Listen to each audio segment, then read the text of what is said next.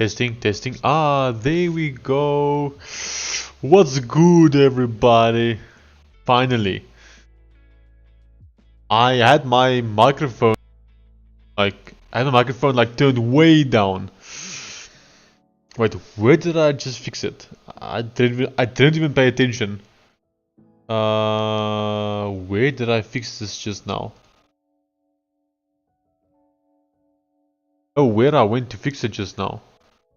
I should have paid attention, but in any case, we are finally live and working. Only took us 2 minutes. Let me delete this comment here, since we are good now. There we go. Okay, let's try it again. Welcome to. Is it maybe a bit too loud? Testing, testing, testing. It feels like my mic is maybe too loud right now. Let me just do some testing quickly, just to make sure it's not too loud. I don't know if anyone's watching, but it feels like it might be a bit too loud. My mic.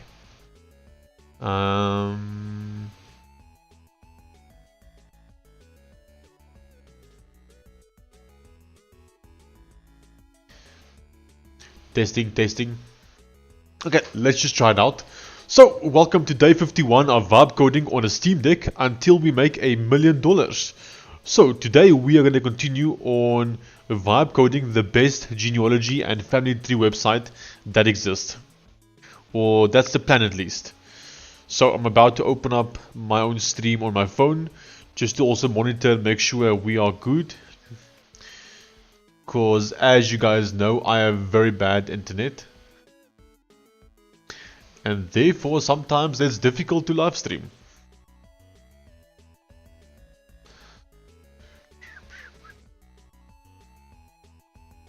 I'm also putting my bitrate a little bit higher. We'll find out shortly if it's lagging or not.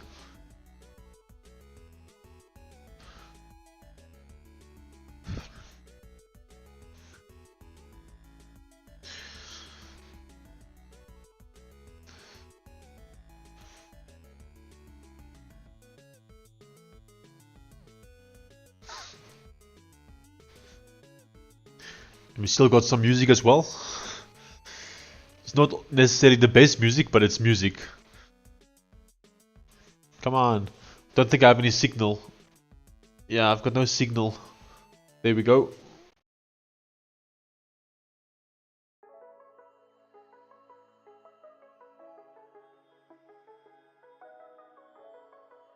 That's what happens if you live in the middle of nowhere. Okay, sweet. I think we are good, everybody. Let me turn the music slightly softer for myself. But I'll keep it playing for you guys. Maybe like this. Okay, so I think let's just jump right in. I have not worked on it too much today, but I have added a few extra things to it. But firstly, I'm busy trying to make a Copilot instructions because Copilot keeps wanting to. So let me go back, right? So today I did like 10 AI prompts trying to fix an issue, and the AI could not fix the issue for us. And eventually I realized that the issue is because it keeps running it through a server, and the issue I'm experiencing was through the file system. And so the AI thought that there wasn't an issue, because if it's running on a server, it's working, but locally for me it was not working. So I kind of want the AI to always be trying it on a server first. I mean on my local host first, my local PC, before it tries it on a server. Okay, let me have a read here. Purpose. Let's say keep. Okay. AI agents instructions. Prefer file. Start servers only when necessary. Purpose. This file tells AI assistants and automation agents how to interact with the Genepedia workspace. Okay, firstly, I think this is way too much.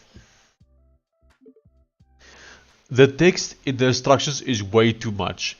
Like, just very shortly, I want to say that it should use file over localhost. Should use file over a server. Only server when needed. So it should prefer file. Prefer to use. So I don't want to read this much.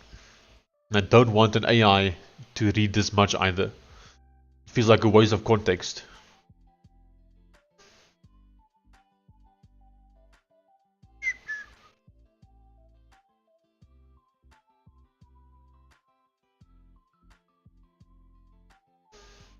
Oh yeah, and I found my glasses as well. There we go. Now we can finally enter focus mode again. That was great with the new full camera as well. It is still lagging though. Every time you put on the full camera, then it does lag, unfortunately. But we got it. So yeah.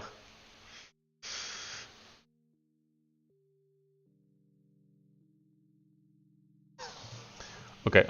Yes, this is much better. So prefer file for local inspection and testing. Only start an HTTP server when necessary, e.g. cause or service worker testing. Canonical example. Sweet, yeah, this is perfect. Okay, I like that. Hey, Mr. Ian! How are you doing, sir? Where's the chat? There we go. Okay, then furthermore, we are now at the point with Genepedia where so this is not live yet, but my local version is at the point where I don't have like permissions and stuff implemented just yet, and the actual profiles there are actual profiles of people. And so therefore what I've done is I've made a bit of like a blur that I can enable just to hide some personal information of people or pages I might be editing. So you guys might not see everything that I'm currently busy with the whole day. You will see the prompts, but might not see some of the pages. And then I also just installed Cursor. I really do actually want to use Cursor, but the thing is I have not committed in such a long time, and Cursor tends to sometimes break my stuff. So I'm going to stay away from Cursor for now until I feel like we are ready to actually do a commit.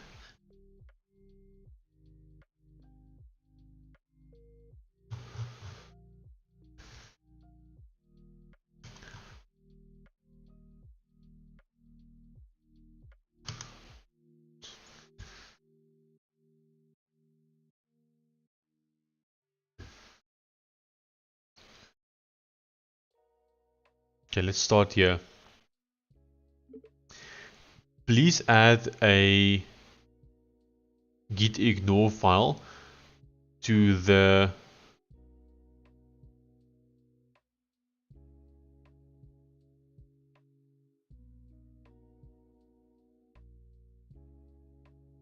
Genepedia database submodule.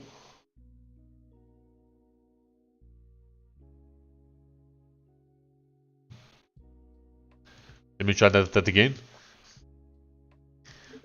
Please add a gitignore file to the Genepedia database submodule.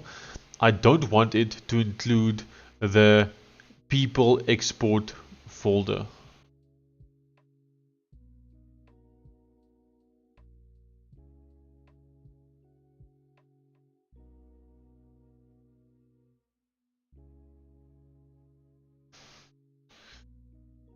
So firstly, I'm trying to commit what I have and what I can commit right now, just so we have some kind of like backup at least.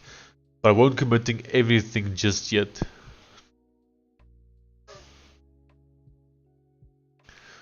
Also, the current Genepedia that's currently live, that one is also pretty much completely broken right now. So I do want to get a version that's actually working and live like ASAP. That's quite important.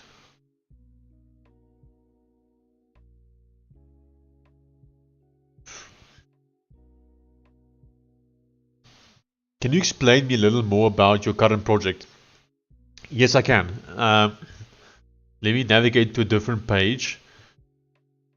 Then I can put the blur off. There we go. So, Ronnie, we are building a genealogy and family tree website. Now it spans beyond just family trees. You can also create wiki pages of people. As an example, we have a wiki page here for Nelson Mandela, like so.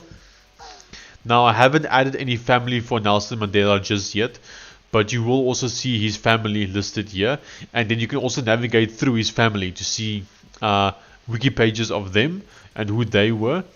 You can also then see the family tree.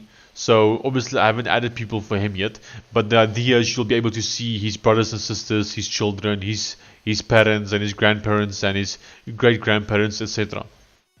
Then you can also upload images or media files for that specific person. Currently we support any image format or PDFs. I do plan on supporting other formats in the future as well, but currently this is what I support. And then there's also a talk page for people to basically discuss regarding this profile or this person. And then what I'm currently busy implementing, well, firstly we have a page to basically edit this information. As you can see, we also have a page where you can edit information right here. So this is actual normal text that you can just click and basically immediately start editing. But it feels a bit buggy, this selection. Oh, I can select to the bottom, but I can't select to the top. That's interesting. Anyway, we also have a personal field. Now, I haven't shown this on stream yet. This is something I added off stream. So I'm busy working on a way to add personal information about a person. So things such as his height, weight, shoe size, ethnicity, religion, languages, things like this. And then we're busy working on a relationships section where you can also add and change relationships. As an example, you could say this person was his ex-wife, as an example, and this person is his current wife. They were married at this location at this date and time, as an example. So that's what I'm busy implementing here. And yeah, that's essentially the website.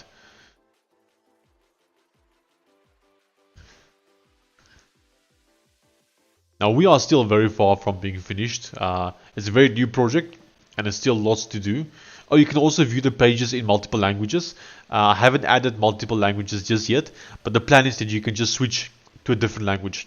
And the website will also open in your default language. So if you were, let's say, as an example, living in Germany and your browser is in German, then the website will actually open up in German for you.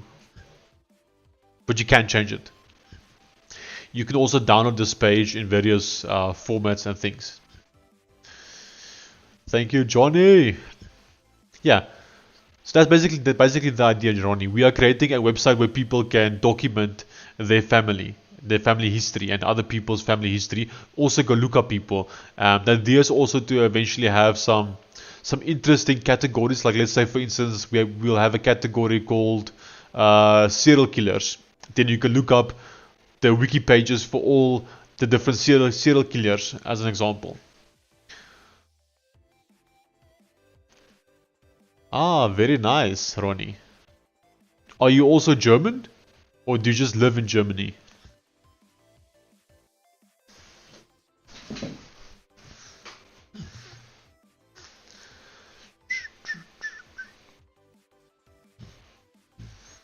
Okay. So we have a gitignore file created. Let me just go test it. So gitignore. Ah, there we go. Okay. So if I click on Genepedia database, then this should in theory not be there.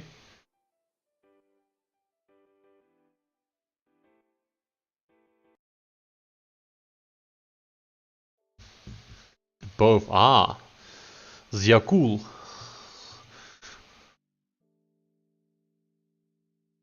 Okay, I don't think it's working though. Let me just try this again.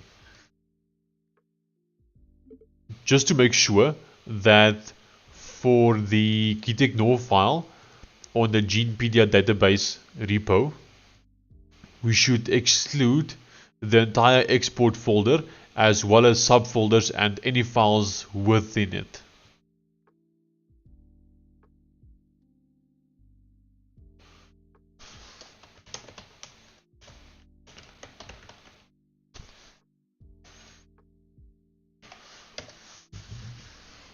Now, Ronnie, are you also a vibe coder? Or a traditional coder?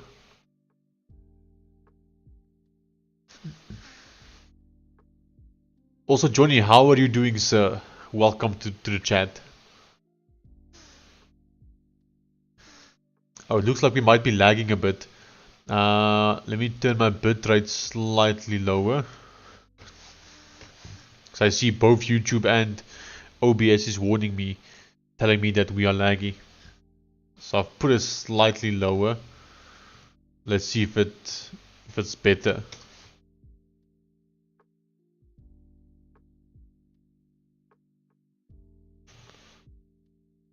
Okay. Then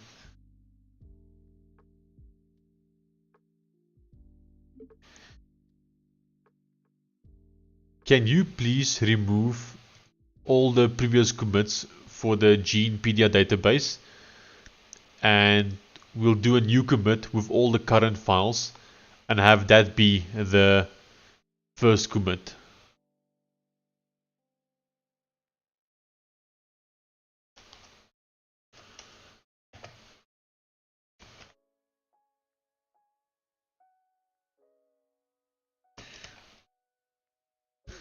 So I'm just busy cleaning up the repositories a bit. Yeah, for sure, loving it. Always tried in school but never dived deeper in it. Now with the new agentic capabilities, a new door feels like to open up for me. Yep, that's very cool. So what is your favorite model or AI? Have you built anything yet or just looking to start building? I'm guessing you have started because you say loving it. Yeah, for sure, loving it. Do you want this done locally only, or should I also force push the rewritten history? Force push it. I want it to be pushed to the remote repository on GitHub.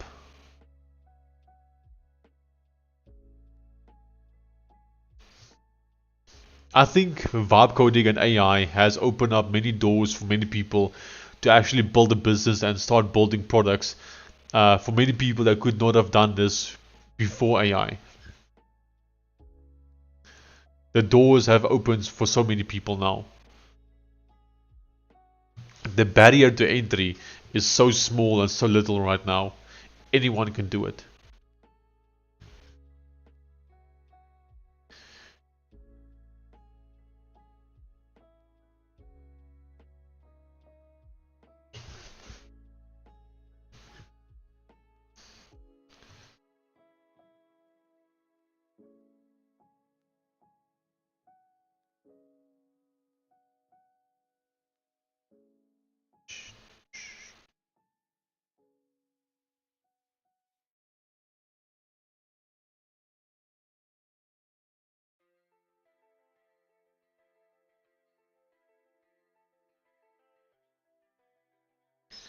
Okay, what's currently in the media one? Okay, not much, which is correct.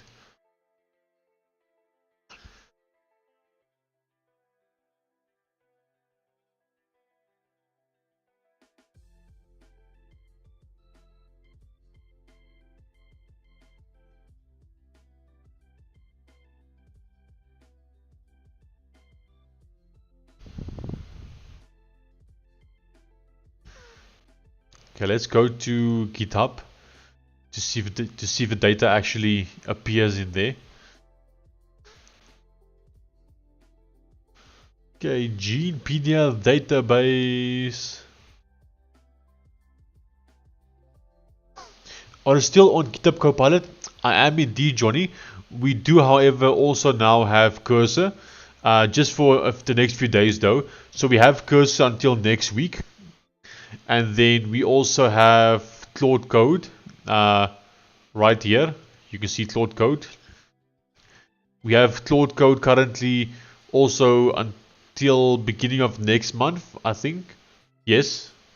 We might have it for another month also after that. I'm not 100% sure yet, but we definitely have it for the next month. And then we also have open code for the next week. So we have quite a few models to play with for the next few days, or maybe even weeks. But even though I've been testing all of the, oh yes, we also have Codex.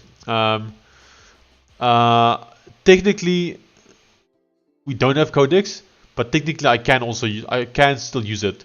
I'm borrowing Codex from someone as well.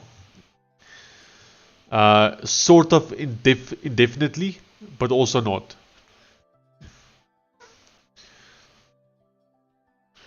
I'm an idiot. How is Cursor different from Copilot?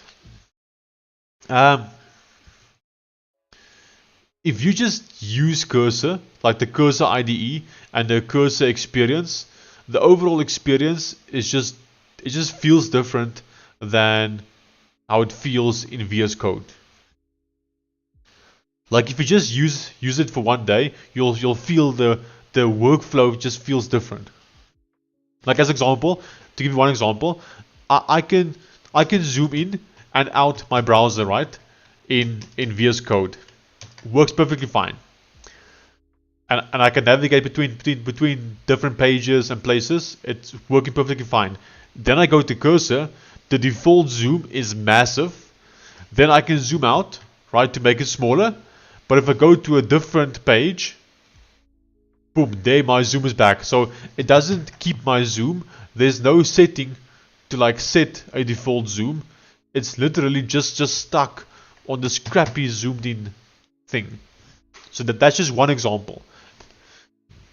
Then another example, in Copilot, I can open a tab like this tab, and I can attach that specific tab to my chat, and I can tell it something about this tab. I can go further, and I can attach a certain section. Like I can, as an example, attach this specific edit profile button. So now it's been attached, and I can tell it that on this tab, please change the buttons icon to whatever, and it would know that. But if I were to try and do that in Cursor, and furthermore, because I've attached the tab, the AI can actually control this tab. It can like refresh the page, navigate to other pages. Like it can physically control this tab and do things on it regarding testing. I can even attach the tab, and I can tell it to please go and create a brand new person, fill in all the details, and test to make sure it's working. And Copilot can go and do it for me. So in Cursor, I don't see a way to attach my tab. Like how do I? There's no way that I can see to attach my tab for Copilot. I mean for Cursor. There is this browser thing, enable browser tools, but it's not the same. And the closest that I have is that I can click design mode, and then I can select edit page, and I can describe a change. But it's just for this. Like I can't attach multiple things, and yeah, just the overall experience you can see, it's just much different. I feel like Cursor is like it's like a worse VS Code, essentially. It's just not as polished as VS Code. At least not for me. How come you suddenly got so many? Is that freebies? I'm not claiming. No, so it's very generous people from the chat that has given me access and helped me get them. Mostly I create personal tools for my daily work. Some stuff to accelerate repeating tasks, creating formal email for my company. I see. Okay, very cool, Ronnie. Oh, seems like you got Copilot down on lock and like the functions. I wouldn't say entirely. I don't use everything from Copilot. It's just like the normal stuff that that you just instantly see, like, you know, just normal features. Whereas on Cursor, just basic features don't seem to exist, if at least from my experience. Also, sometimes Cursor like just bugs out. I don't want to show it right now because I don't want to use Cursor, but like if I go to certain pages on my website, then like this whole tab basically breaks and I have to like close the tab and reopen it again to test again. And that has never happened in VS Code. I see, congrats, use it well. Yes, sir. We haven't really done like anything extra with the new AI. The thing is just because GitHub Copilot has gotten so expensive from this month, all the other AI has basically just been a filler for GitHub Copilot, to be honest. AI has gotten so expensive.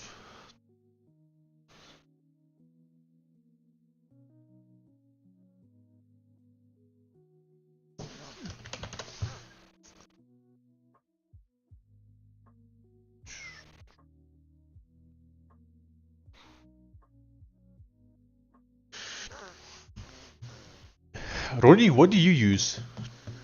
I know you said using it for... Oh, you said Cursor. No, that's Johnny. My bad. What do you use, Ronnie? Nice Halo picture. Nice. I'm glad someone has taste here.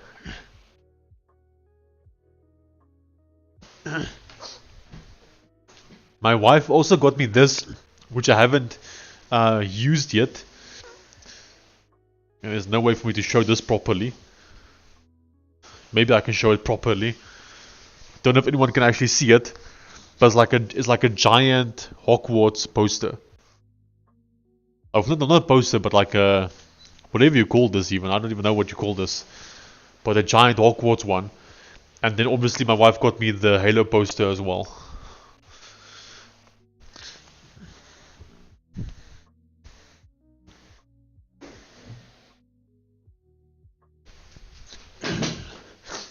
I use Codex, but it expired. So thinking of what to get, lol, I see.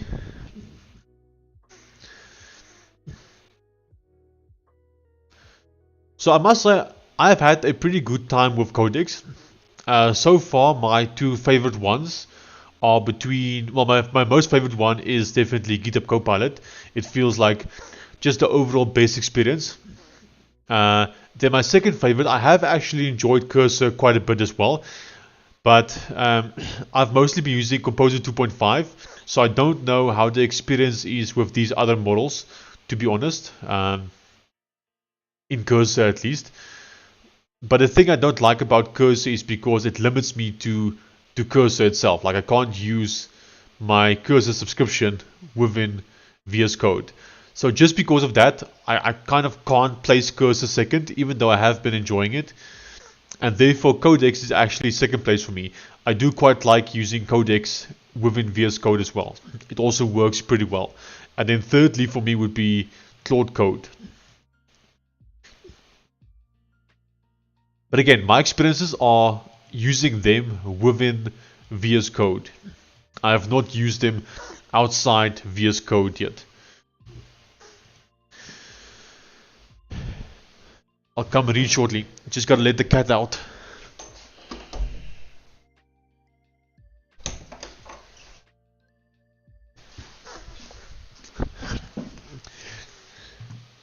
Hey Shawnee boy, why did you get banned for griefing, lol? No more 6-month ban. So, I'm obviously playing on a Steam Deck, and I actually played with the controller instead of the mouse and keyboard like I normally play. And so, I played like really bad. I don't think I got even a kill that one game. Like it was really difficult. And then the game ended, and boom, I got the griefing ban. So I guess my team reported me. Makes sense. Hey all, Johnny, use Cursor. The price is amazing. I paid $20 and I got an extra $40 when I ran out of credits as a thank you. That's cool.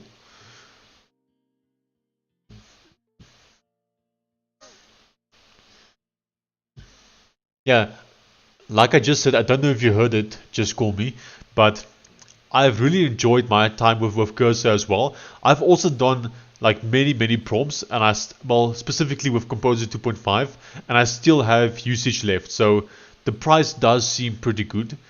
I just hate that I have to use it in the Cursor IDE. That's my only like negative about it.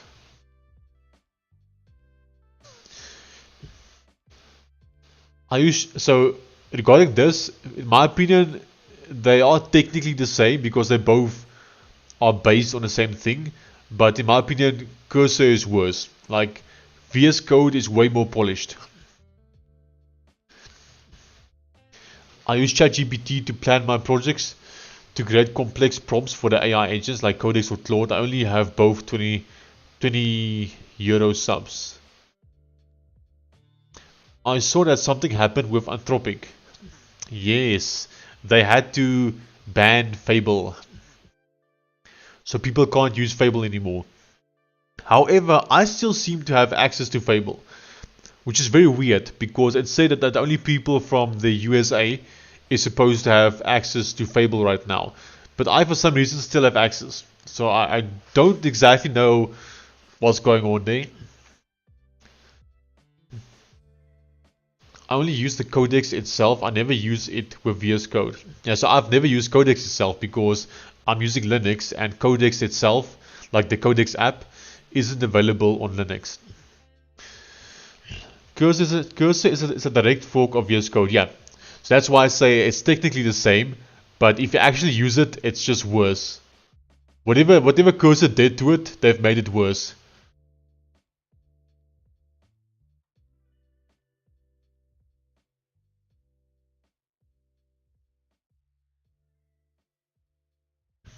Okay, the AI is finished. Let me go have a look if it's actually pushed and pushed correctly.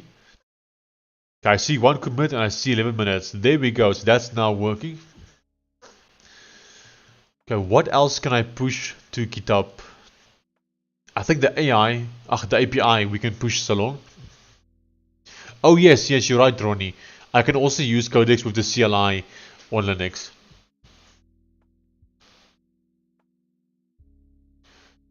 Well, I haven't tried to use it, but I definitely still have access to it because I can still select it. Like even now, you just saw it here in Cursor actually when I opened it. There you see, Fable 5.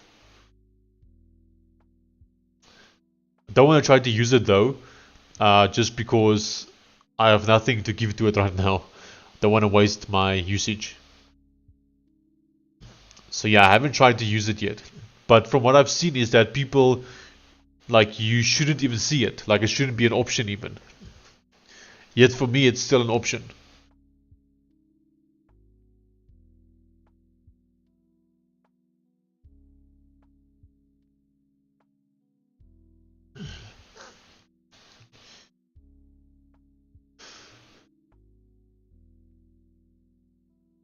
Unlimited power. Okay, so the API is now also pushed. Let's just see what else we can push here. Okay, I think I'll hold off on these changes for now. Maybe able to use Cursor Fable as Cursor is technically a third party. Could be. We could try something here. See if I still have it. Oh, I see here, Fable disabled. So it looks like they finally disabled it. I was actually still able to like select it this morning. Like it wasn't showing Fable disabled this morning. But I see now finally it shows disabled. So it looks like they finally turned it off for me as well. It might just have taken a while to like roll out to everyone, perhaps.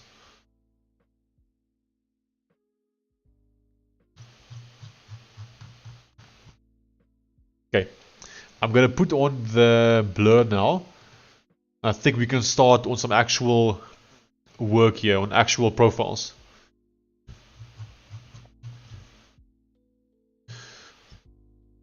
I will, Sean, how do you fill Genepedia with information later? Yeah, so the idea with Genepedia is that it won't work unless the community like helps. The community will be the people who need to fill in information. Obviously, I can fill in information myself as well, and I will be doing so. I think AI will help quite a bit regarding that, but in the end, it will be the community. The site will not work if there's not a community. So I need to basically convince people to switch from other genealogy websites over to mine, and convince new people to use mine instead of the competitors. Otherwise, it just won't work.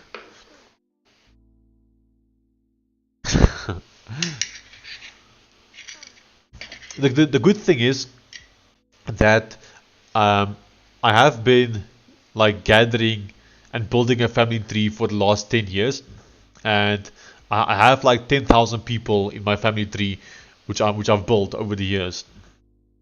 So I have quite a good like start, but it's just people in my family tree. I have also built some family trees for other people, like friends and family, or friends, not family. So I have a couple of other family trees as well, but a few thousand is nothing. Like we need millions, and therefore having the community actually use the site is the most important part. And I need to get people to use it. And then my plan is to use AI, and we'll also add in a couple of famous people.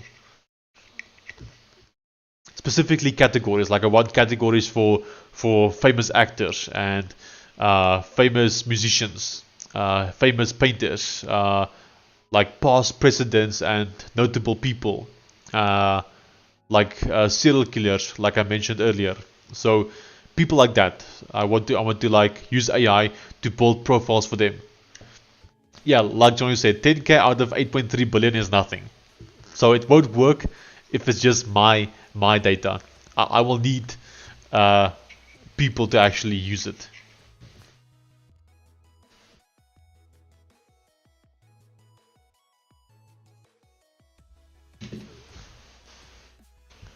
That's also why I'm blurring the screen right now, because I've actually added some actual people in here. I don't want to dox anyone. So while I'm building it for the next day or two, I'll be blurring it. Hopefully by this weekend we'll have a version live that people can actually start playing with. That's my hope. Do they all link back to Lucy? Who knows? Sean, serial killers. Until they get to your cousin. Yes.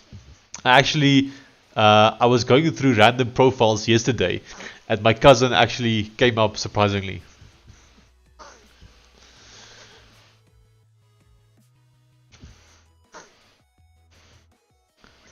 Okay, I think let me jump in here.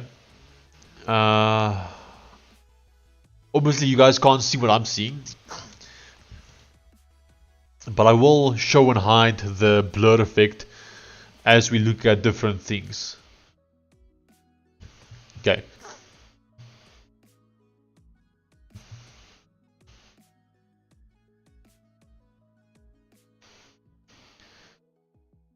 I have the first thing here already.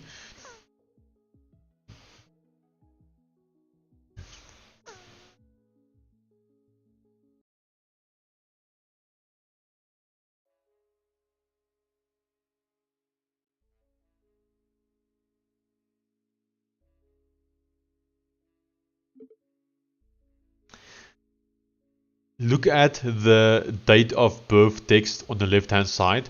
I need that text to be vertically aligned. That text in all of the different fields should always be vertically aligned to the top field.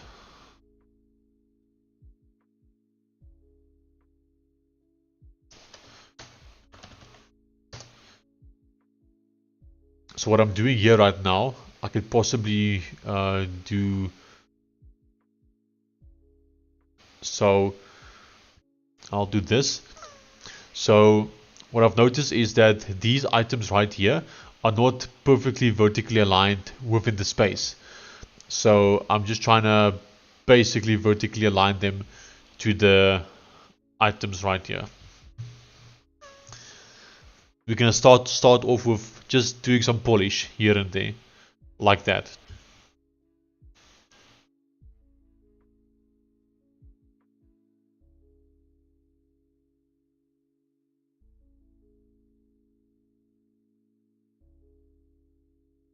I'll take a screenshot so long and do the next one as well.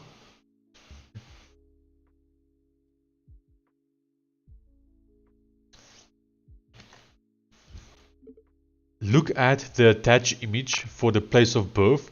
I need that text to also be vertically aligned within the field on the right hand side.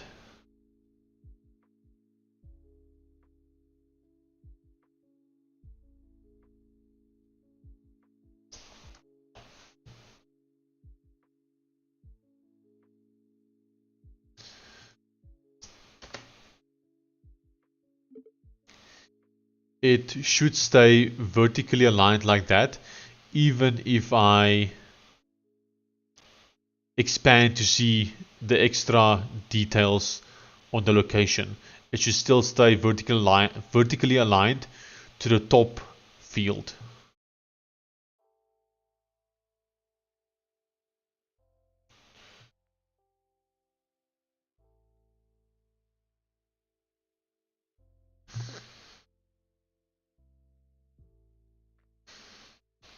Yes, sir. Coding on a Steam Deck. Do you also have a Steam Deck?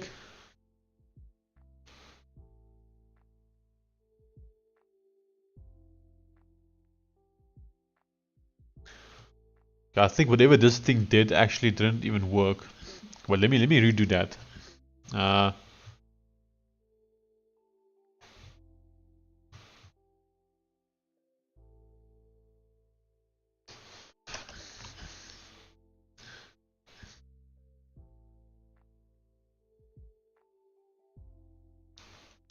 Then also look at the second. Okay, here we'll choose GPT 5.2, 5.4 I mean.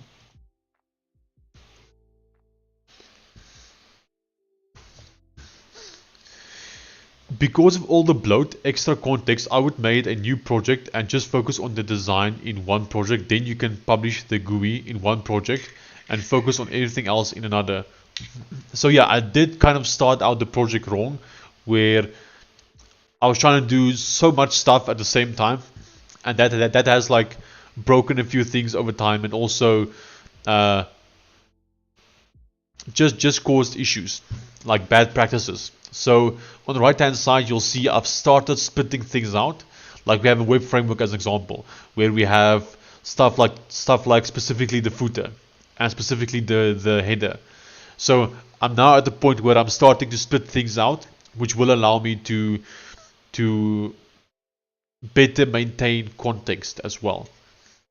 In my opinion, trying to do everything in one is bad practice, as AI is just not smart enough. Yeah, especially if you use crappy models like me. No Steam Deck here. Prices are up in Germany, having a good gaming PC for entertainment and coding. Sweet. So the Steam Deck is not even available where I live, but you can import one. You can also find ones at some shops, but you can't buy it directly from Valve here. So, but the prices here are actually not that bad for Steam Decks. I bought mine for 5,000 Rand, which is how much? Like 300 US dollars? Something like that.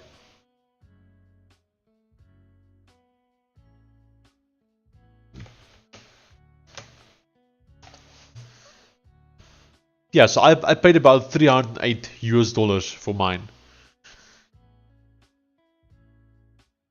And it was brand new.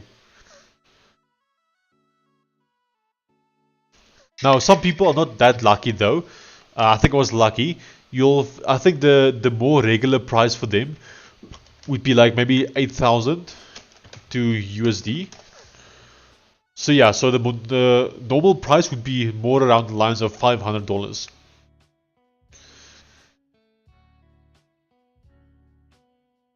I think I just got a very good deal.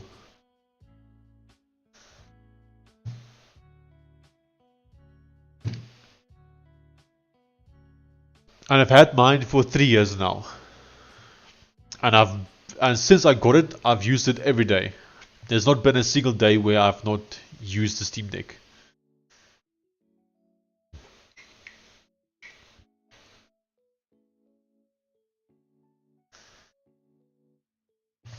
I don't use it as like a normal like handheld. Like I can count on my hands the amount of times I've actually used it as a handheld. It's basically being used as a PC 24/7. It's also turned on 24/7.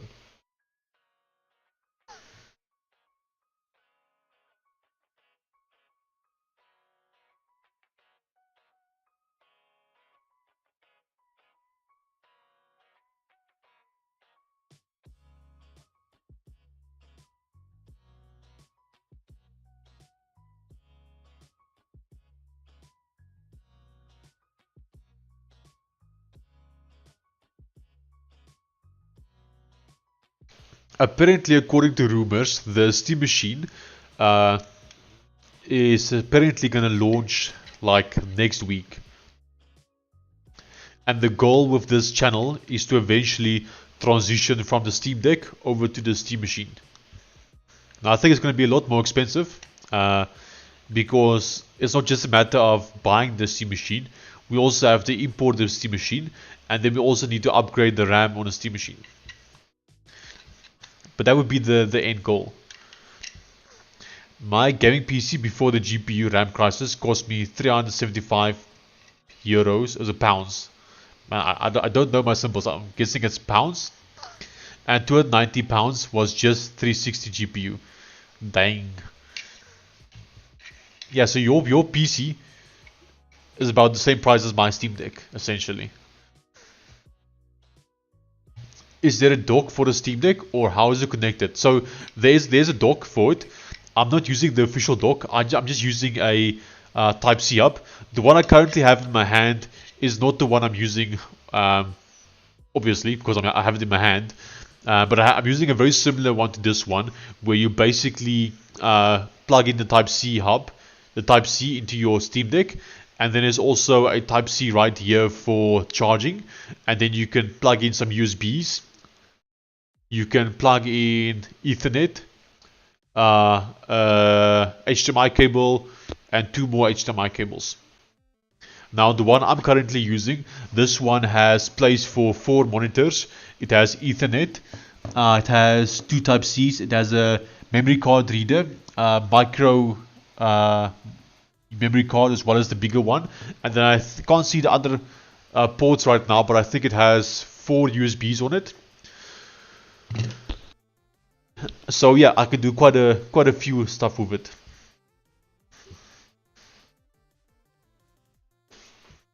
I currently have 3 monitors plugged into it. I could technically add a 4th monitor, but the desk I'm using is a bit too small. Like I'm already very cramped here.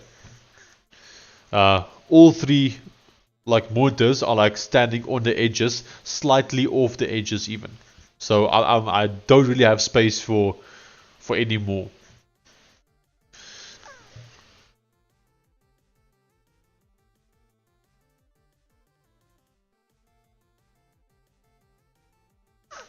I can show you guys the official dock. Wait, this finished.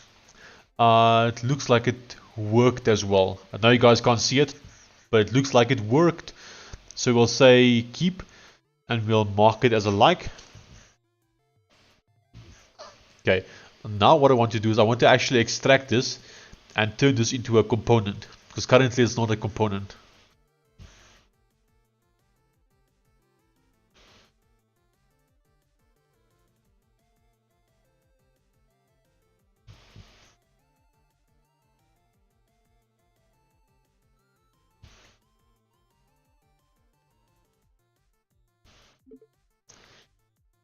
Can you please take the date section and turn it into a reusable component, and then we use the same component everywhere within the identity tab as well as the personal tab. and even in the relationships tab. Wait. And then we use the same component everywhere within the identity and relationships tab. Can you actually do the same with the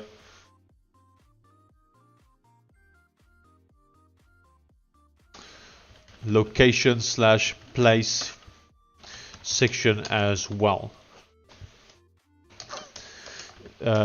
These two components need to be in the web framework because it'll be used by other websites as well. So it needs to be standalone. Do you use it also for gaming or only coding? I use it for gaming as well, but I do sometimes, quite often, stream games as well. So I'm not always physically playing on the Steam Deck. Sometimes I would like stream the game from a different computer onto my Steam Deck. But yeah, I use it for gaming and coding.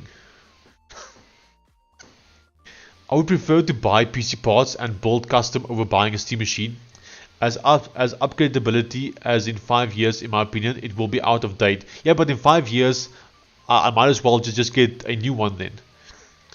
Like, I don't want to be upgrading in 5 years. Because in 5 years, all the parts will be outdated. So then in that case, I might as well just buy a whole new PC, you know. It will be out of date where if you have a custom PC, you can upgrade it.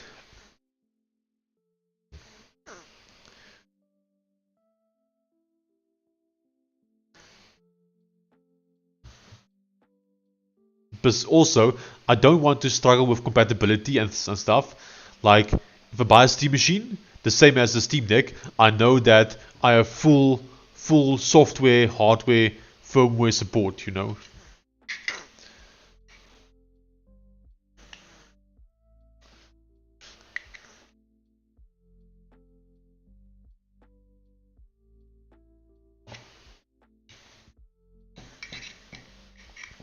I have never in my life, so I got my first computer in 2005, which is 21 years ago. No? Yes. No? Yes. 21 years ago. And ever since my first computer, I've had to reinstall my operating system at least once a year because it broke. Either my operating system broke or one of my components broke at least once a year. And it wasn't until I got the Steam Deck where for the first time ever I've made it through an entire year where I have not had the need to reinstall my operating system. It just works. It doesn't break, it just works. It's been 3 years now and it's still working. And I've never had a computer where it's lasted me longer than a year. And I really like that. I need stability in my life. So, yeah. Just because of that, I really want to get a Steam machine. Need to sleep, Ronnie. Sounds good. Wish you all the best. Thank you, Ronnie. I'm excited to see you tomorrow then. Cheerio. I'm live pretty much every day around this time.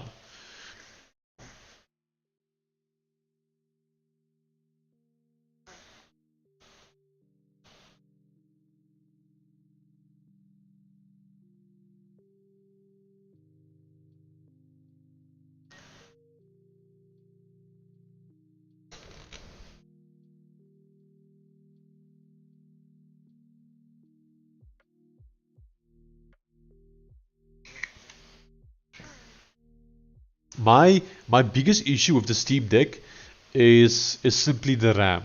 It doesn't have enough RAM. I always wish that I had more RAM. So that's why I say with the Steam machine, well, with the Steam Deck, it's difficult to upgrade your RAM. Not impossible, just very difficult. You can also luckily allocate RAM from like a hard drive. So there are ways to increase your RAM, but it's difficult. Whereas with the Steam machine, at least the RAM is upgradable. So in that case, I can buy a Steam machine and I can immediately upgrade the RAM to something better. So that's the hope and the plan. Wow, my PC is 9 years old and my GPU is 3 years old. That's crazy. So, what CPU do you currently have?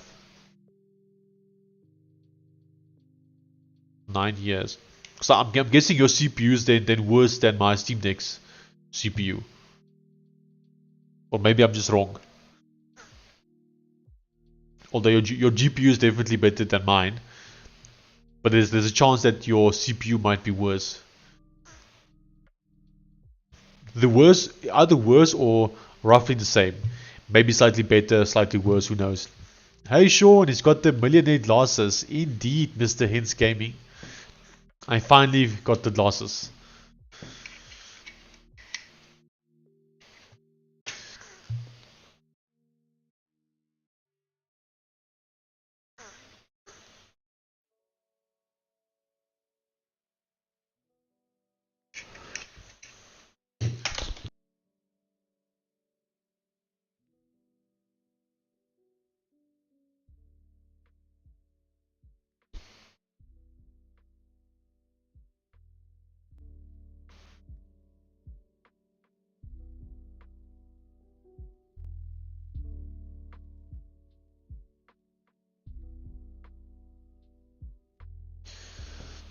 How are you doing, Mr. Hints Gaming?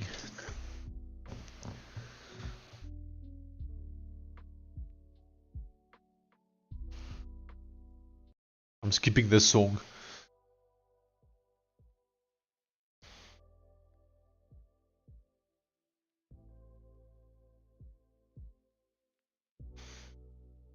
Let me go see something.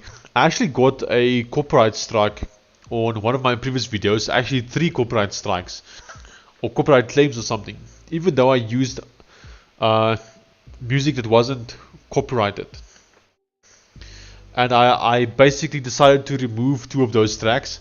And then the other one I decided to like dispute it. So I'm wondering if I got any feedback on that. So let me go have a look. If I can remember where at least. Oh, here we go. Content detection. No, it's not that. Content. Where do you find that again? I actually forgot. Where did I see that? Don't remember. Not too bad. Not caught much of the streams. Oddly caught the flu in summer. Ah, I see. Sorry, man.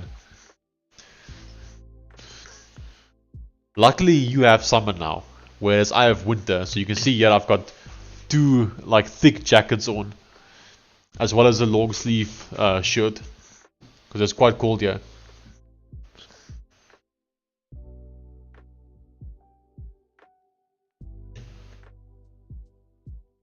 Man, where did I see this copyright claim thing? I remember seeing it somewhere. Because I even like did some stuff there. But where was it?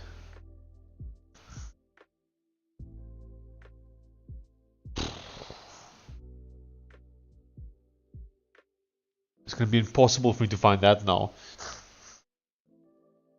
But I'm gonna try and find it though. Oh wait, I found it already. Here we go. Live. Oh wow, it's cold there, surprising. I was visioning it being piping hot. So it depends on the time of wait, this song is too loud. So it depends on the time of year, obviously. So we currently have winter. And therefore it's quite cold here. It's obviously not as cold as like in Europe or Canada or whatever. Not even closely as cold as that. Like it doesn't snow here. It does snow in the mountains, but like anywhere else, it like almost never snows.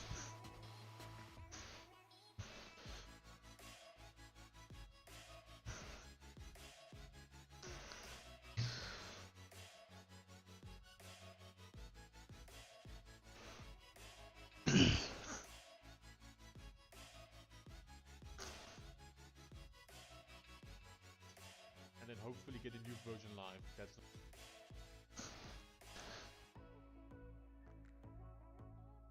Yeah, so we have lots of copyrights like claims here. Astro and Serenti, are you still in the chat here? So yesterday we only used UFD music as an example, and I got a copyright claim here on them as an example. Pretty much every video I've published with music so far has copyright claims, including 2 of those videos where I used the UFD music channel, and those channels are all apparently like non-copyrighted music. Yet here I have a copyright claim, and that's why I don't trust using these channels. I can show you. So, like, how do I actually go into it? You see details. Here's the video from yesterday, day 50, and you can see here, there's the one. And yesterday I only used UFD music as example, and this guy just did a copyright claim on me.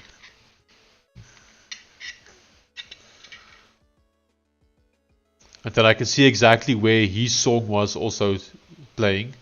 So if I pause my own music quickly, and we go to this specific position, let's hear it out. And then hopefully get a new version live that's not broken.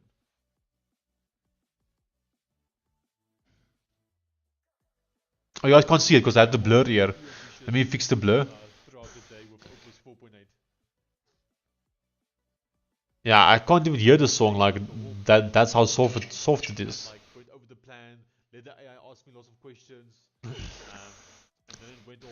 I mean, I could dispute it. Let's dispute it. As you can see, we still have many issues like the profile picture not showing, immediate family shows. I used UFD. Actually, I'll do a copyright dispute later, but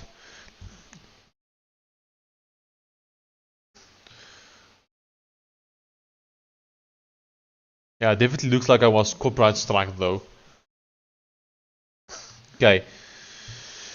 Is the channel earning any moolah? No, it's not. 11, okay.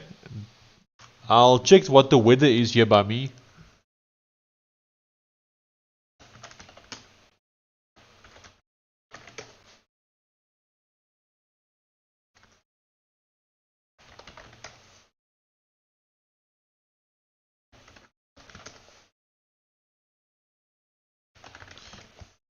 Okay, so the weather here by me currently is 6 degrees Celsius. That's the current weather here. No way to run the audio on separate channel, then remove it for upload. It's possible, but not something that I really want to do, to be honest. I'm gonna continue playing UFD music in this stream though, even though I did get a copyright claim on the prior ones. And we'll figure it out at some point.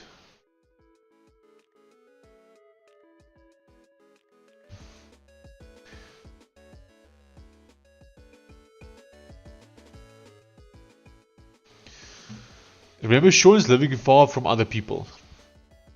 The weather by Sean is like in the middle of nowhere. Yeah, so usually I check the weather for the 3 closest towns, and then I basically sort of guess between those 3 what I think the weather is, based on how it feels for me. We also have like a physical temperature sensor just outside here that can also tell us.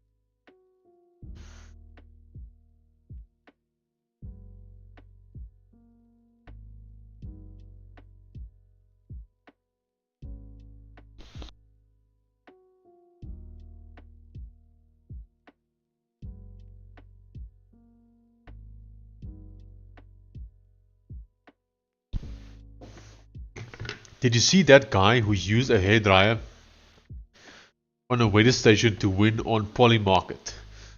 I did not see that.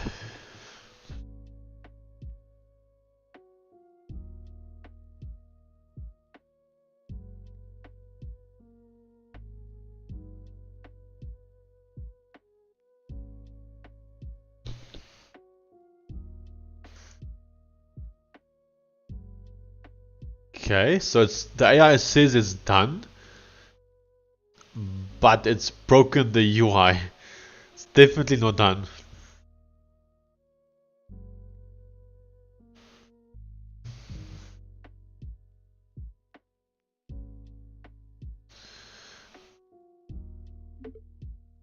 You have broken the UI completely. The location component doesn't look the way it looked before. Please make sure that it's looking exactly the way it looked before. Both the date and location one needs to look the same as what it looked before.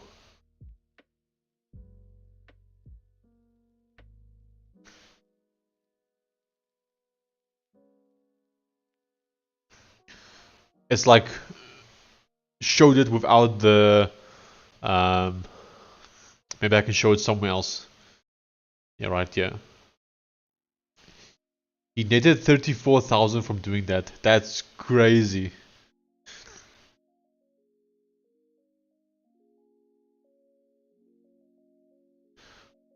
What's also crazy is like how SpaceX has made like thousands of people millionaires.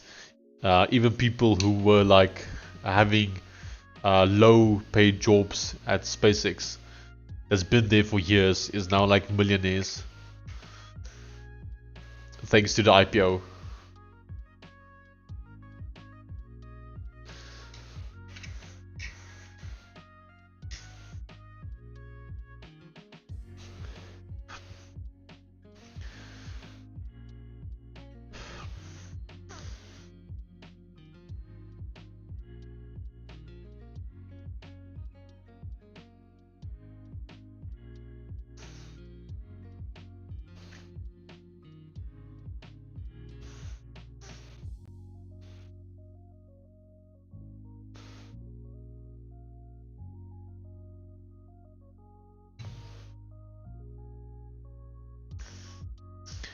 I should have bought more Intel and AMD stocks last year. Everyone always says that like they should have, and then even a year from now they said the same thing again. I should have bought a year back. Every year they say I should have bought back then. I should have bought back then. But it's difficult when you're actually in a position to buy, because you never know how it's going to turn out.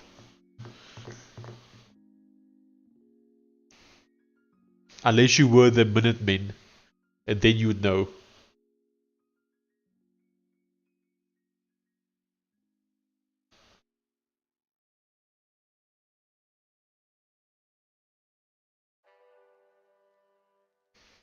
Here in the UK, we have so many posters up absolutely shitting on Musk. A trillionaire, yet people are starving. Well, I mean, look at how many jobs he has created for so many people. And like I said earlier, like how many people have now become millionaires that were like on a low end salary, have now become millionaires. Like people who were just like cleaners at SpaceX that had stock has now become a millionaire. And it's easy to say like, hey look, this guy is a trillionaire, give us some money. But you have to remember that he doesn't physically have $1 trillion. It's all stuck in stock, and he can't just sell the stock. Like it's just not that easy. So even though like in theory he's a trillionaire, he's not actually a trillionaire. Like it's all just money that almost doesn't exist.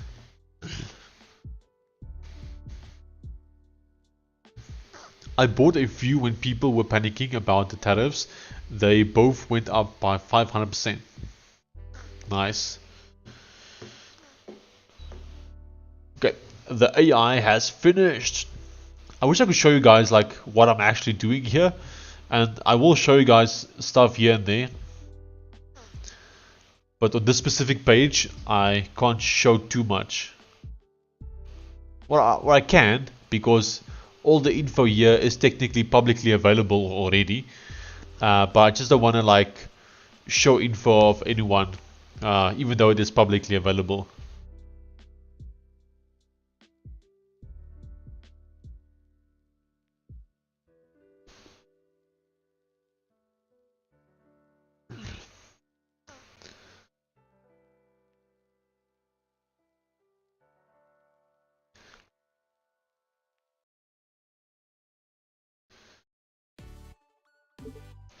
Make sure the date stuff on the relationships tab is also using the new date component.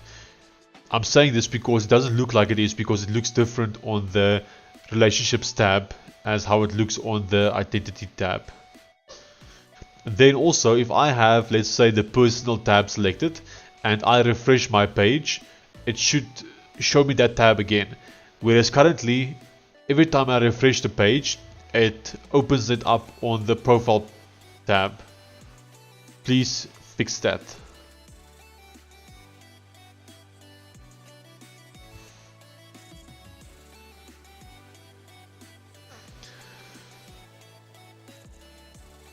I've been trading that SpaceX stock, lol, earned a few quid.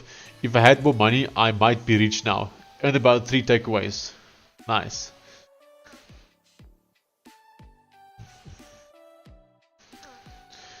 There are many hate for Elon Musk in South Africa as well.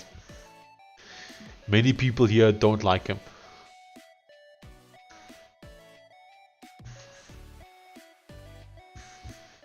I don't get why the agent is not editing any CSS, it's just editing the JS and HTML.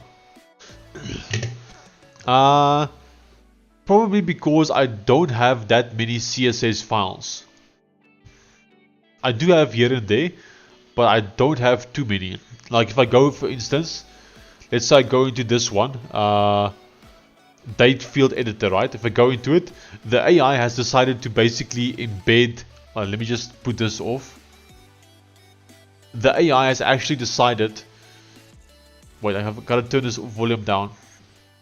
So the AI has decided to embed the CSS like this within the JavaScript file. Oops, I just moved stuff around. And so even though it's editing CSS, it's actually editing the CSS within a JS file. Now, it didn't do this everywhere. There are some CSS files, but it did this for most of them.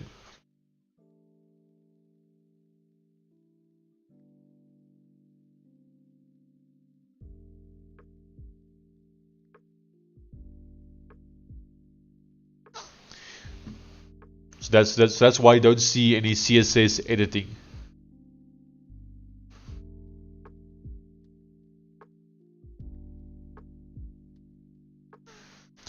He's a strange guy. Wish he'd use his wealth to fight the system more and make us little guys rich too.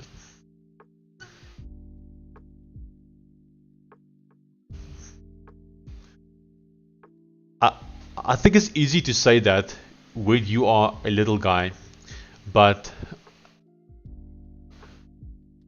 obviously I can't imagine myself in his shoes, right? But I can't imagine it like being easy to just take the money out and spread it. Because like we were saying earlier, valuations are all just in theory. Like all the money is in stock. Like I said, he doesn't actually have $1 trillion, you know. It's all just in theory. To actually get that money in his bank account is a whole different story. Yeah, if I was rich, I would not want to give it away. Must be hard. Yeah.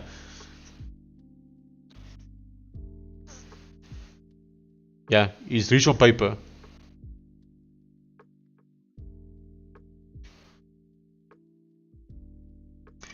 You should tell it to separate the files. That is way too much bloat.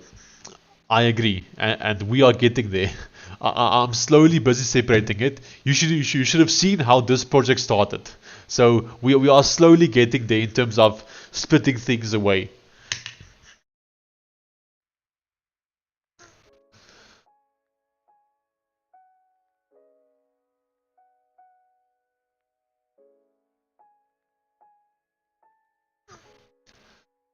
Okay, so these ones are supposed to be drop downs actually. Maybe if I start typing. So there we see, because it does actually work, but you have to start typing for it. Does it have Klingon? It does have Klingon. How much is your AI bill per month? Oh, this doesn't even close. Okay, wait, let me just quickly fix that. I clicked on the languages field under the personal tab and I started typing a language, and then the drop down appeared, but now I'm clicking away from it, but the drop down does not disappear, it just stays open the whole time. Please make sure that this is not the case with any of the items, because it also happens on other ones right now.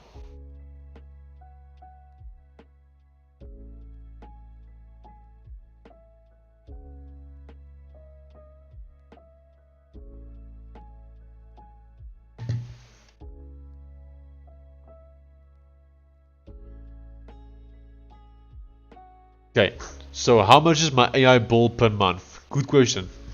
So Claude Code was $100. GitHub Copilot I paid for the annual plan, so I don't pay per month. I think it was $345 per year, and then Open Code was $5 per month, and Cursor was $20, I think, or something like that. And then Codex we got for free. So you can count that up, but that's basically the amount. Try in an actual browser. The VS Code browser is strange at times. It will look wrong in VS Code but correct in Chrome. So I do test it in a normal browser, but most of my testing is done in the VS Code one.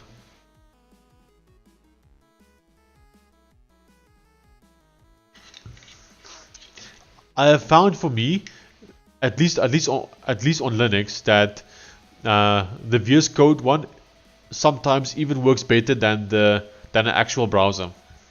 Like I might test something in like Edge or Chrome and it will be broken, but then it works in VS Code, and when I publish it, it still works. But if I run it locally in my normal browser, then it doesn't work for some reason. Wow, lots of expenses, way cheaper than employees. And no politics. Yep. But I mean, there's technically still expenses. I mean, because I pay in my time. Because I still have to direct the AI. So you technically still pay for an employee.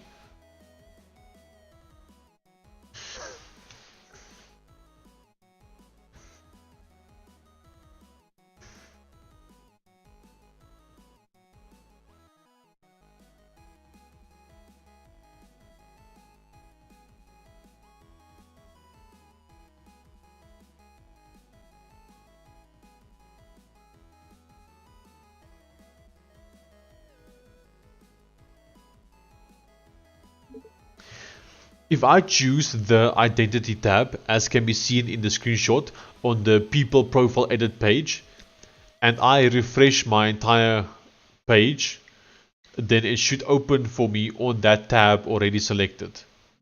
Currently, every time I refresh my page, oh, now it's working.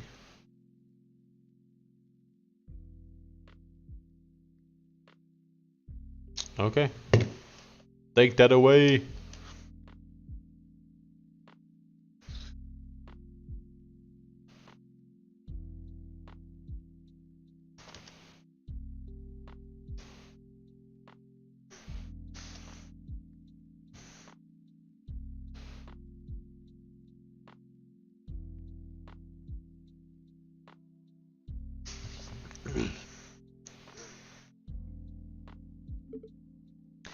instead of showing the options underneath it, can we rather show the options selected within the actual field? And I think we can also remove the text that says multiple values, press enter. Do this for all of them, even for others that look the same, such as languages as an example.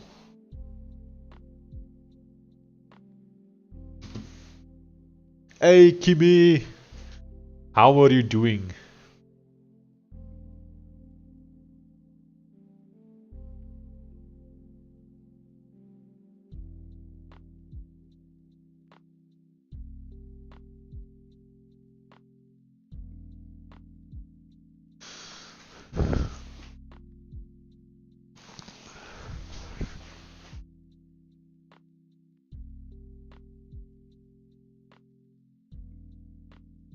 Hey, I see I'm not logged in anymore for some reason. Why am I not logged in anymore? Strange. I'm always great. I'm also always great. So I'm glad you are also always great, Kimi.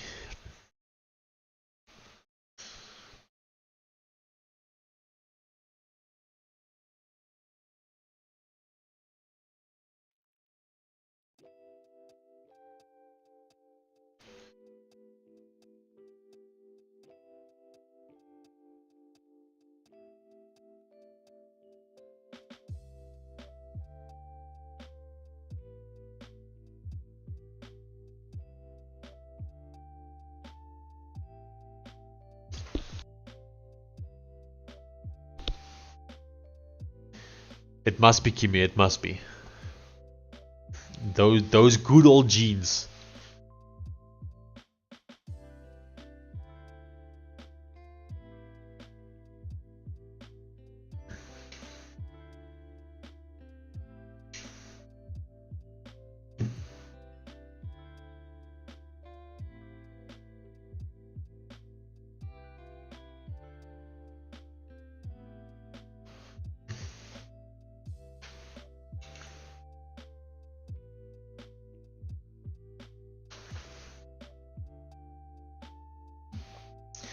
It skips a generation though.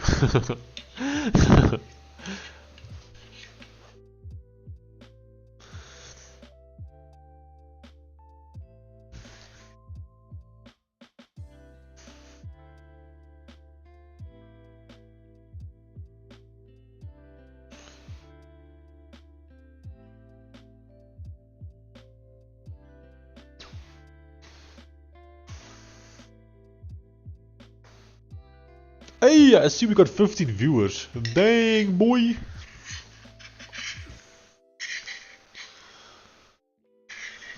Okay, looks like the AI finished. Let me test it out. Ah, that's cool. Wait, let me show this. Okay, so we got a personal section where you can fill in personal details about a person. So as an example, I could come in here and I can fill in languages. So I could say like English, and I click it, and then it creates like a poll for me, English poll. I could add as an example Afrikaans. I could add German, etc. And same for hobbies. So I could add like cooking, and I could add, why is there no programming? Photography. Do we have a gaming? Ah, we have a gaming. That's cool. That actually looks quite cool. Our grandparents were always good too. Okay, smoking unknown, never, former smoker, social smoker, regular smoker. Okay. White. Ah, African. Oh, it has Afrikaner as well. That's interesting. Cape colored. European. That's cool.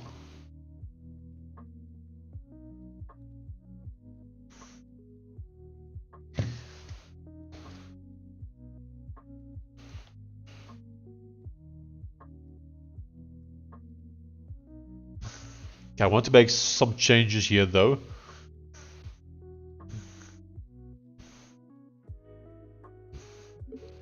on items like the attached ones, as soon as you click on the field, it should immediately give me the drop down with all of the options. It should not just start showing them when I start typing. I want to see a lot of them already from the beginning.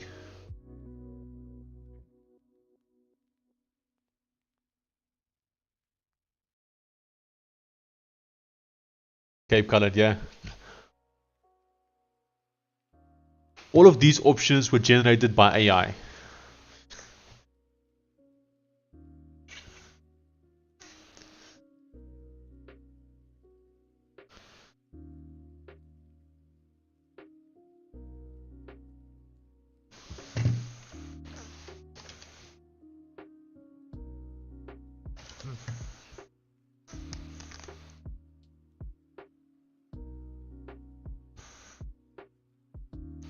Appearance. I wouldn't say smoking should fall under appearance, to be honest. Nah, this AI.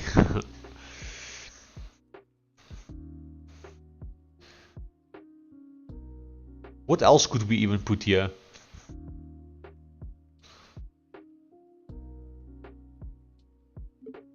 What else can we put under the personal tab? Please give me some suggestions.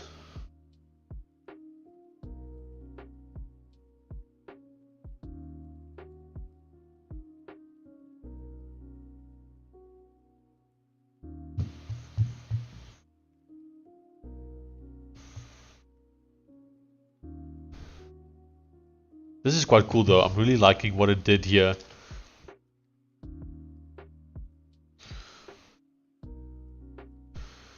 Yeah, this is very cool.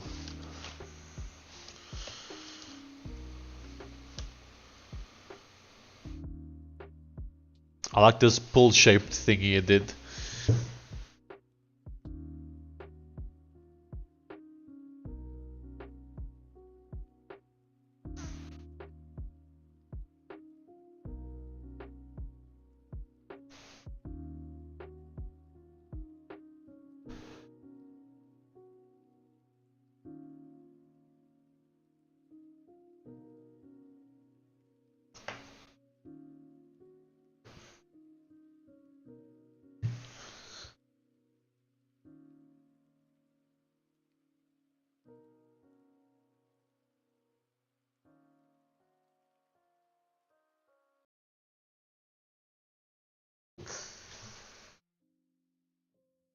I can't find the white PS chocolates in this town. Do they still exist? I have no idea. I have not seen them either for many years. Do you know what I miss? I really miss the white flakes. I don't know if you remember this, but there used to be white flakes. They were so good. And the yes no chocolates. Oh my word, I love them. I don't know if you remember yes no either. But yes no, the last time I think I saw yes no was maybe in kindergarten. Or maybe like grade 1 or 2, I'm not sure. But they don't make yes no chocolates anymore. And they also don't make the white flakes. And those two were actually my favorite chocolates. Yes, no, and white flakes. And now you can't find any of them anymore. So now I'm just stuck. Like, there is no favorite chocolate for me. I do like the white Smartie chocolates. But I mean, it's not the same. It doesn't hit as good as the white flakes or the yes, no. Especially the yes, no.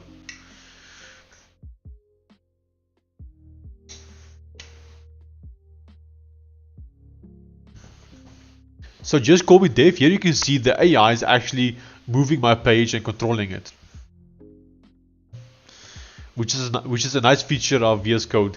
I have not seen Cursor do this, where it actually takes control of my page and tests things.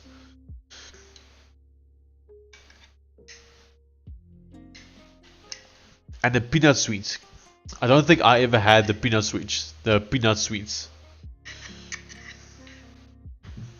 There also used to be an ice cream when I was in kindergarten, like a Spider-Man ice cream.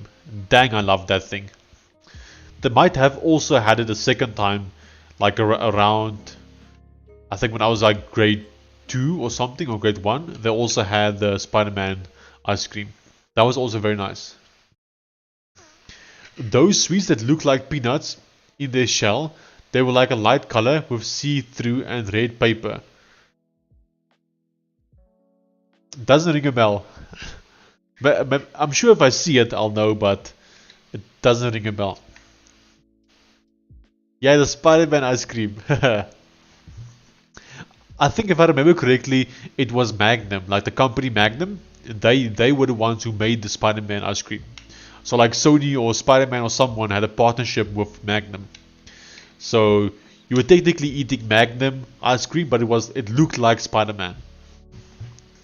That was so good. And hello Serenity, yes, we got the shades.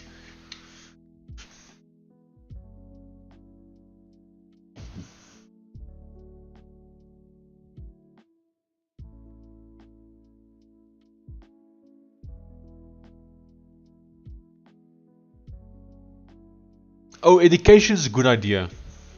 But I think education should be a whole new tab.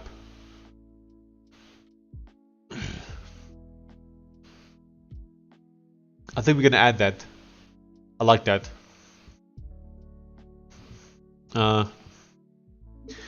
Please add a new tab called education.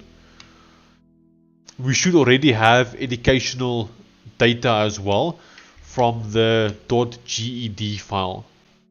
Please make sure that it shows in the education tab. Keep in mind the education tab should look the same as our existing stuff, such as relationships. Make it look the same as relationships. So the group box needs to show the place you got the education at, and then in the group box it should show what you got there and when you got it, etc.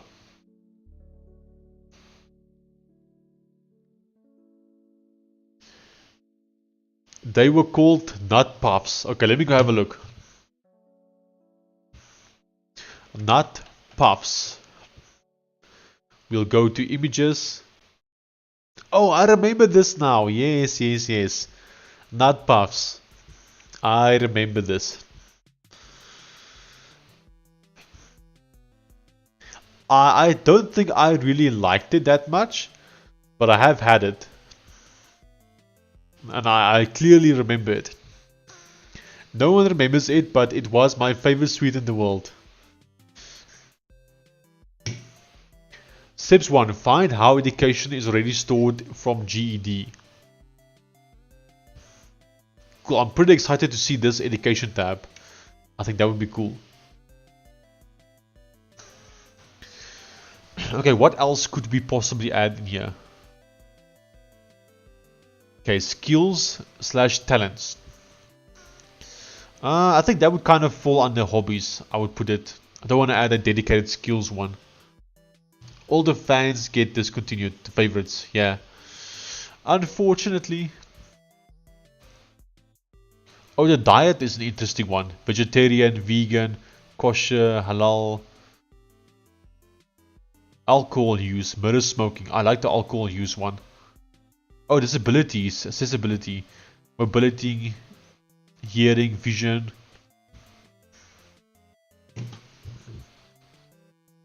I'm gonna add that here. For the personal tab, please add some of the. Please add the following ones which you recommended. Alcohol use, disabilities,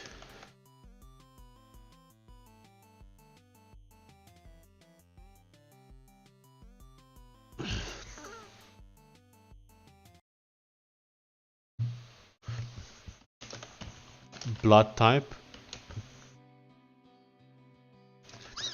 allergies. All of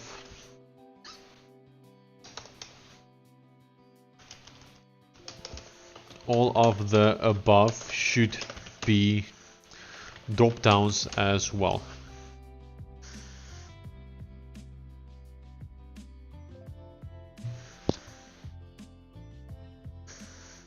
Oh, handedness, this is also nice. Also add the following ones to the personal tab.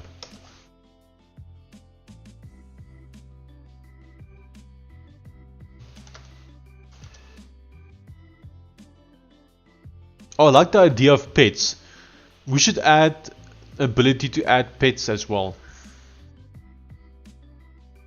And then if people wanted to see pets of people, they can like toggle it on.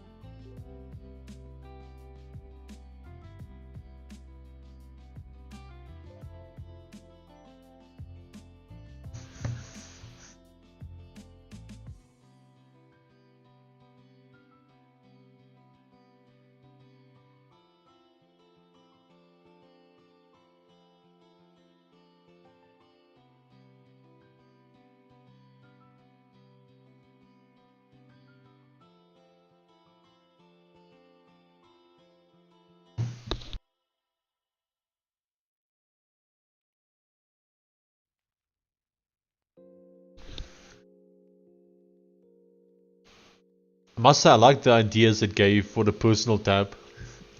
So we're definitely adding an education section, and we are adding a few items to personal. And then I think having one for jobs would be nice as well. What do you call jobs one? Maybe career?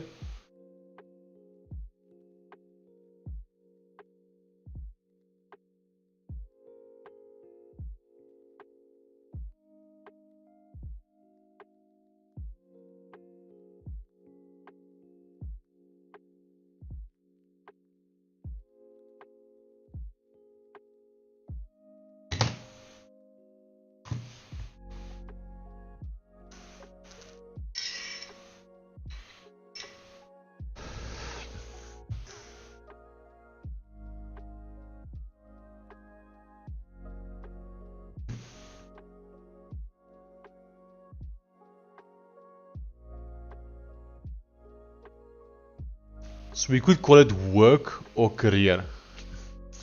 Oh yes, Kimmy! I do. Those were so nice as well. Also one of my favorites. Well, I don't know if you're thinking about the same one, because they were the like that hard cigarette sweets that you like had to suck, but they also had chocolate ones, which was my favorite. I haven't seen those ones in a long time. I don't know if they still exist or not, but chocolate cigarette sweets.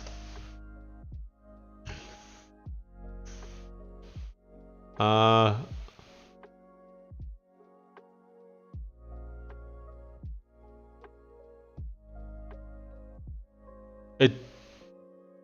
I don't think it's these. South Africa. It might be these. Oh, it's these. It's exactly these. These are the ones. I love these. They were so good. But I have to put away this blur. These ones. I absolutely love them. Yeah, they were so chalky, and they were chocolate ones too. Yes, yes. So the chocolate ones are the ones that I liked. And then I did also like these ones. I saw this one. These ones specifically, I also quite liked a bit. But these were the hard ones. So this wasn't chocolate. You had to like suck on them.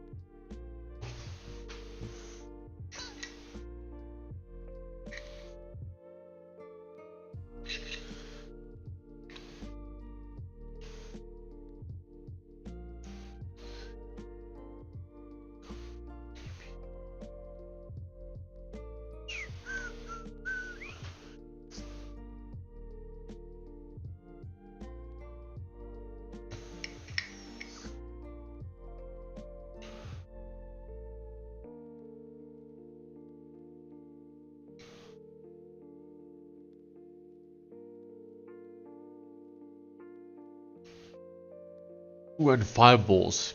Yes, yes.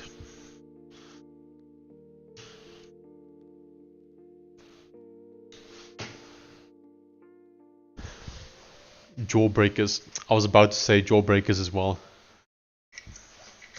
I never liked the jawbreakers too much though. Even though they were iconic, I didn't like them too much. The fireballs definitely though. The jawbreakers were always like too big. Like you could never just eat one in one sitting. You always had to start out by licking them because they were just too big. So I didn't like them too much. Alien spray, yes, yes, yes. And the roll-on one. I didn't like the roll-on one to be honest, but I like the spray one. I don't know if people overseas have this as well, like the things we are discussing here. Alien spray. Yeah, definitely not that. Sweets. Oh, I think it's this. Here we go. There's even a company for it. Aliensweets.co.za. There we go, Kimi. This is the good stuff. So this is the roller one which you liked, but I like this one more. The giant spray. I don't think people overseas have this. I found the alien spray. I'm having it now as we speak. Nice. So I think this might be a local company, like a South African company. It seems like it. That's cool though.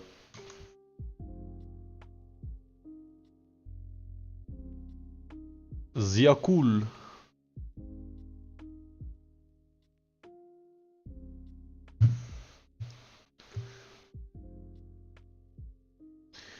Hey, we finally have an education section. It's so good.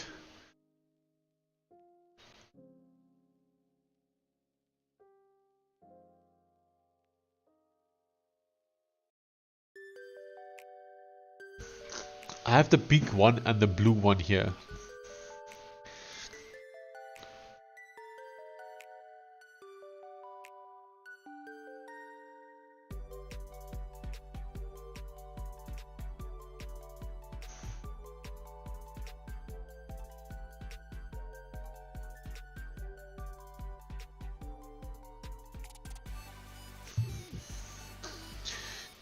Do you remember Foxy Nax?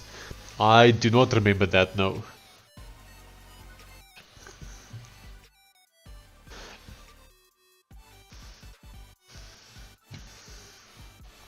Foxy Nax. Oh, I think I remember it.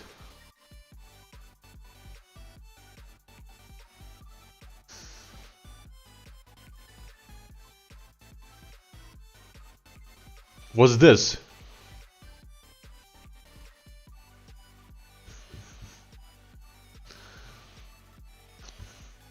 If it's this, I remember it. But yeah, looks like they still exist though.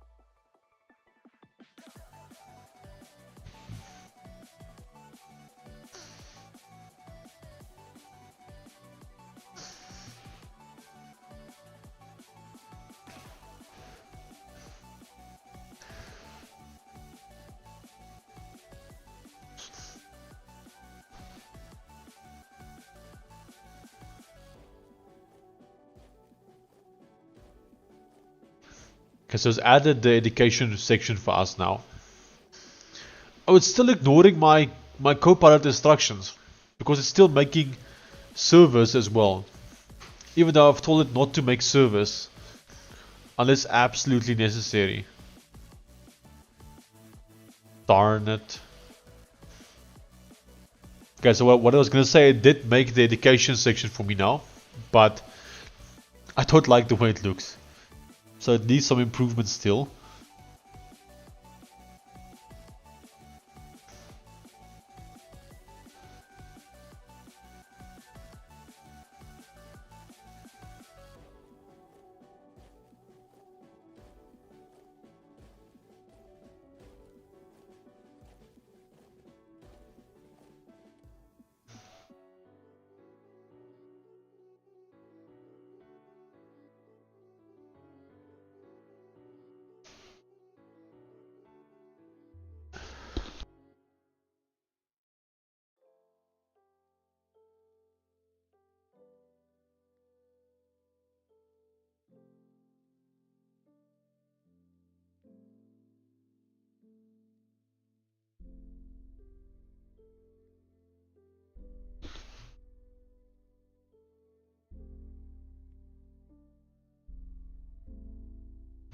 Oh, so many changes.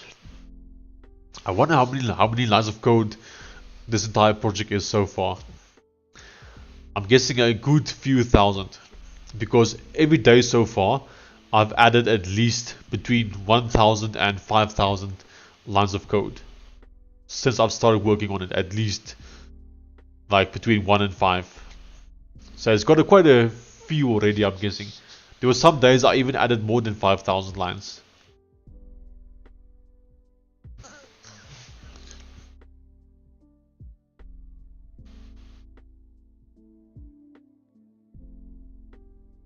I wouldn't be surprised if we've even reached like 100,000 already. A lot indeed, Kimmy. Kimmy, I don't know how much you've seen of the website, but what do you think so far?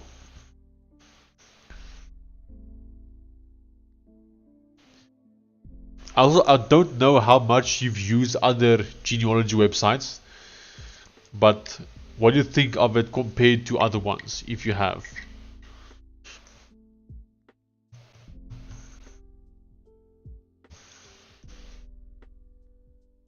I'm mostly comparing it to Genie, which is the one where we have our family tree, and I'm basically trying to build something better than that one. But even though I'm building from that one as like a base, the goal is to have the best one overall. So not just comparing to that one, but to all of the current existing ones. I want, when someone wants to look up a person, I want them to instantly think, hey, let me go look up the person on Genepedia, because Genepedia has the most information. That's basically what I want.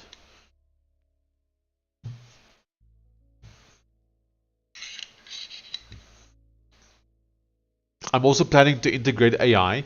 I don't know how or where exactly, but somewhere I want to integrate AI. I'm thinking maybe on the homepage or somewhere. The idea is that you'll basically be able to ask the AI questions, even questions about certain people. So like I could ask the AI, tell me about this person, or um, was this person a smoker, and will need to give me that information.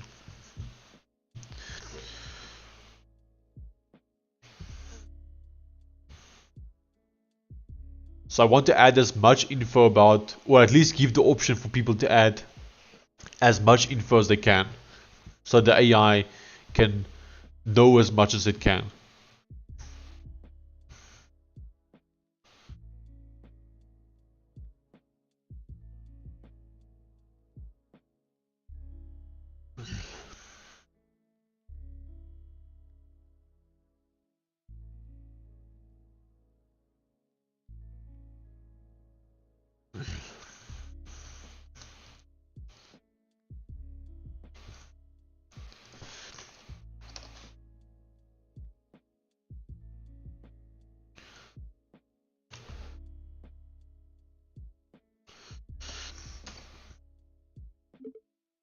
then for disabilities, that should be a multiple choice one.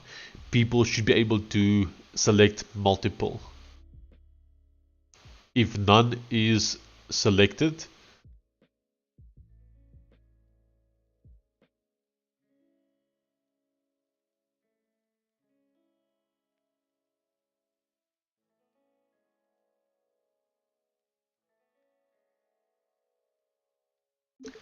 I'd like for the allergies to also allow multiple choices.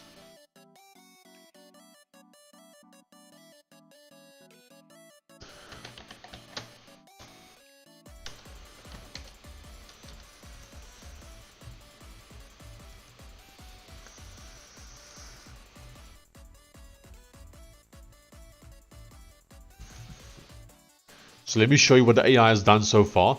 So it's gone ahead and added some of the health ones. Smoking should go into health though, but we now have options here to select as well.